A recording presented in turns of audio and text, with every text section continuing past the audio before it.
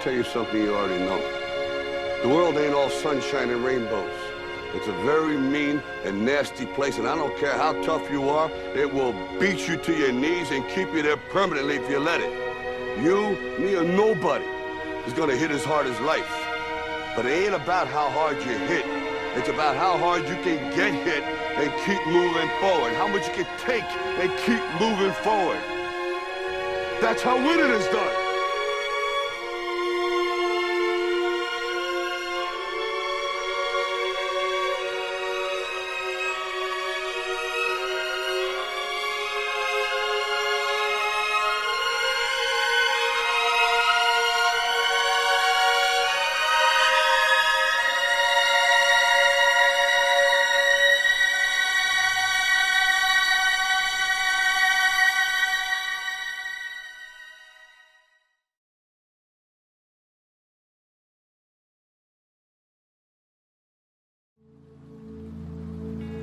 Sports psychology is particularly is unique in the sense that it's solely interested in the psychological element of sport, and that's a small sentence for something that actually covers a huge number of things.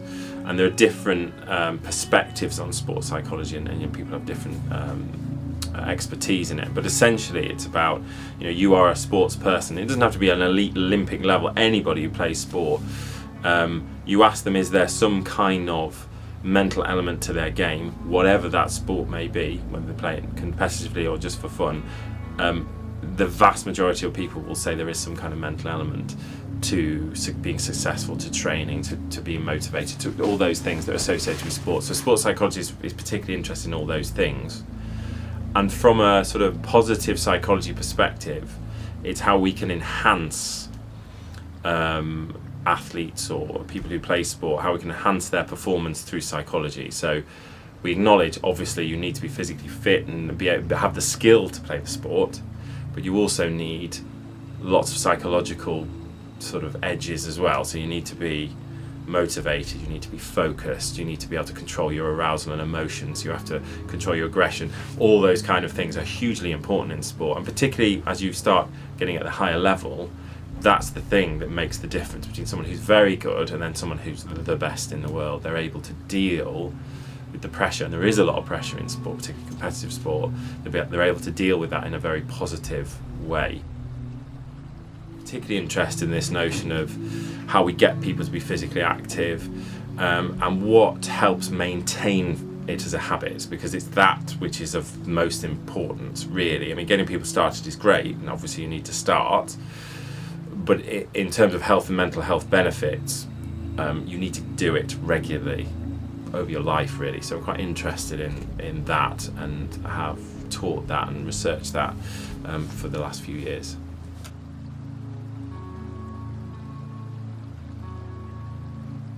Essentially, two reasons they come to you. It's either they've got an issue that they feel is stopping them perform to their best. So a typical thing is dealing with anxiety and pressure.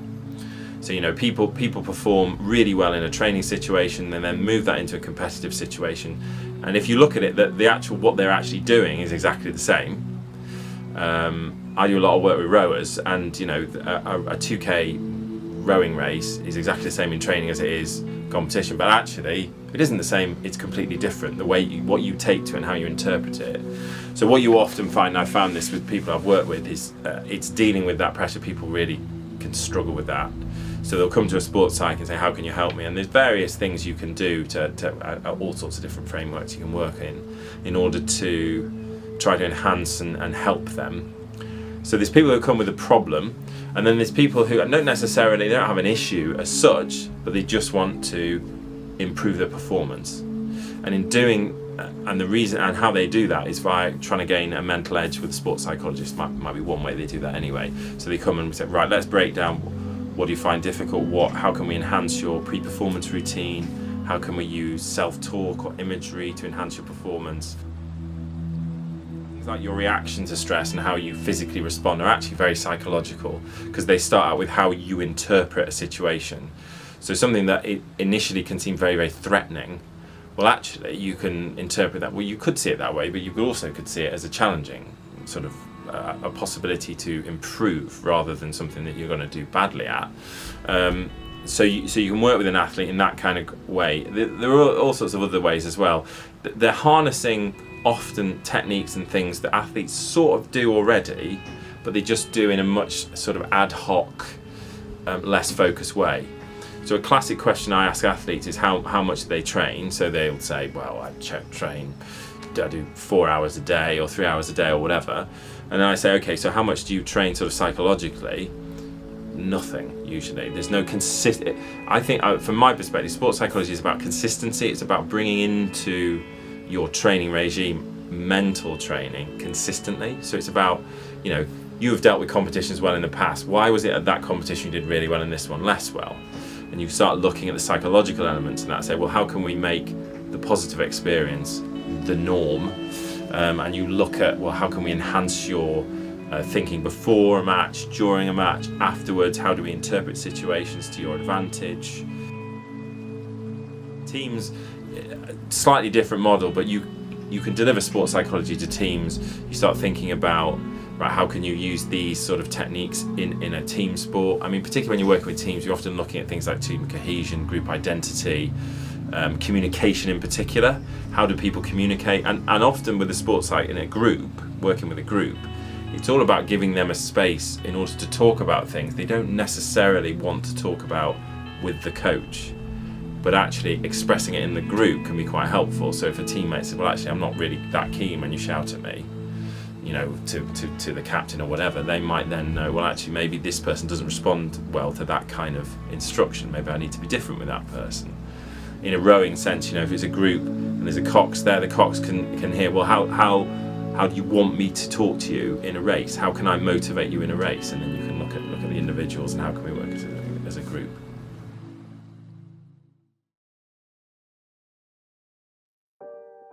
Nutrition is part of your body's essential survival mechanisms via things that are not made by ourselves, as in within our own body. So nutrition provides essential nutrients without which we won't survive. That's nutrition.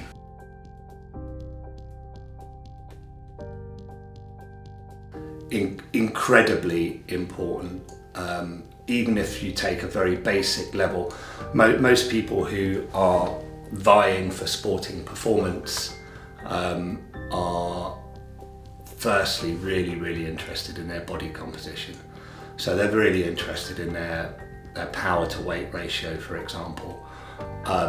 Nutrition, eating in the right way, can alter that perceptively in a very, very short space of time. And then it depends on what sort of sporting performance you're looking for. I work with a lot of people who do endurance and ultra endurance stuff. Complete game changer if you get food right. And the other flip side of that is injuries.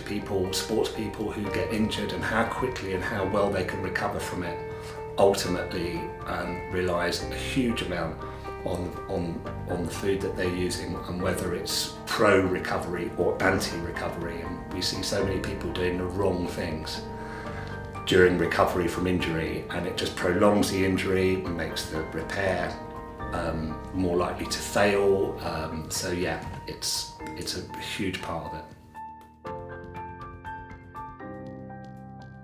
So there is no normal healthy diet, I'm afraid. It's very individual, it's very unique. Some people do eat the same things and they do fine on it, but quite a lot of the time we find different people from different backgrounds have very, very vastly different needs from food.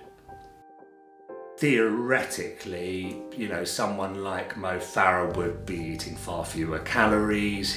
He'd relatively be eating a lower amount of protein for sure.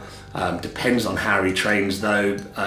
He might have quite a high level of fat, but you can see, whereas your power guys, calories are going to be that are consumed are going to be huge in order to maintain muscle mass. A lot of the rugby players you see today, they're huge guys eating a large amount of calories. It's not the calories that provide the muscle, but it's an easy way to refer to it. And they'll often be dosing quite large quantities of protein, for example. So someone like Mo Farah might be, I don't know, 1.2 grams of protein per kilogram of body weight at a push. Whereas what some of the rugby guys might be up to 2.2, 2.4 kilos of grams of protein per kilogram of body weight. So a huge difference in how you manipulate those macronutrients to get a given result.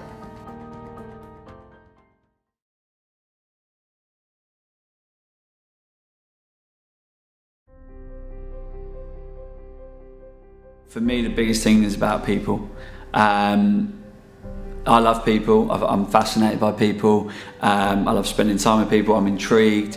I want the athletes to be intrigued. I want to give people at this university that come and get involved in sport some of the best people to work with. So we take a long time to select coaches to fit in with a value set that I believe is important, which is about communicating, it's about empowering, it's about the students leading themselves. It's not me or the coaches, the technical side and making sure, but allow the players to make decisions on the pitch. For me, that's where some of the best teams have come from. You can see that now with England Rugby. Very, very different under Lancaster as they are under Eddie Jones, and they're different coaches, both good in their own right, but the players seem to be reacting well to what Eddie Jones is doing, and I think that he's got quite a relaxed style, so they have a bit of fun, they have a bit of a laugh as well, and I think that's hugely important, that you have to trust. There has to be a trust built up, and I think that in terms of that coach or management player environment is you've got to create something where people feel that they're safe and secure, and you can make decisions, and if it's wrong, then we look at it and we do something different. There is no right or wrong. There's just what can we do in a different way to make things better, and maybe performance will come out at the end of that.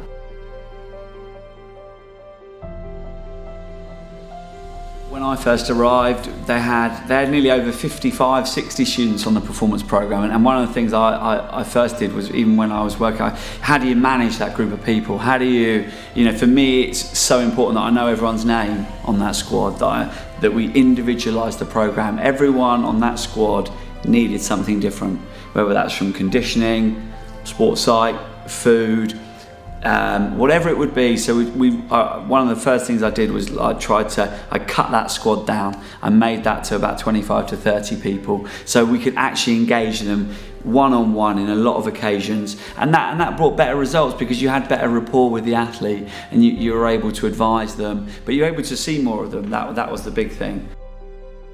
It's been a really incredible journey, not just for myself, but seeing where the university is, and obviously we're currently 9th in the Bucks League, which the university's never finished in the top 10. So for me, it would be a hugely proud and incredible moment if we did do that, and that would be everyone that's helped and supported that, from the students to the coaches to the staff to the people that prepare the pitches. It would be a complete joint effort, and so it has been a journey, but it's an incredible one, and I feel like the university is now seeing that sport is a key element of student life, and what it can bring to people. It can produce leaders, it can produce more confident people, it can produce more healthy minds, and I think that we owe the students to provide that service for them as they now pay to come to university. So it's really key that we do that. And so the journey, the great thing about sport, it keeps going. If we finish 9th, then I'll be told, how do you finish 7th? And then that's the next challenge. How do you move forward? How do you keep going in the right direction?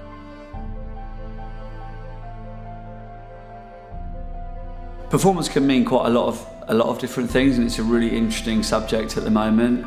For me, it's about people reaching their potential, especially if you're an individual or a team.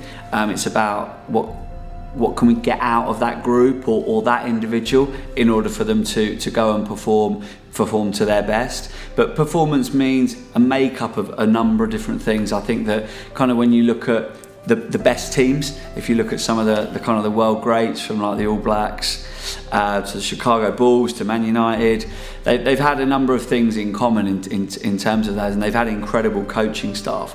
They've had a group of people that had an amazing set of values themselves and wanted to create something quite special in that team. Now that will go over a period of time. If you look at Fergie, if you look at the amount of time United were successful at the top, you know, how you sustain performance, I think, is really interesting. I think that you can be good, you know, for 1 year, and it could go wrong. It's a little bit like what's been seen at Leicester this past year, and we all know kind of what went on there with Ranieri. So how do you sustain successes in performance sport is one of my big things, and I think it just comes down to hard work. It comes down to being really reflective. For me, when I look at athletes that really achieve, that they can start to be quite reflective of their own performance and see where they need to make amends or to do things in a different way. And I think when you can create that kind of environment and that kind of rapport, maybe with a coaching staff and your players or your teammates, I think that's when real performance can start to come through and stay.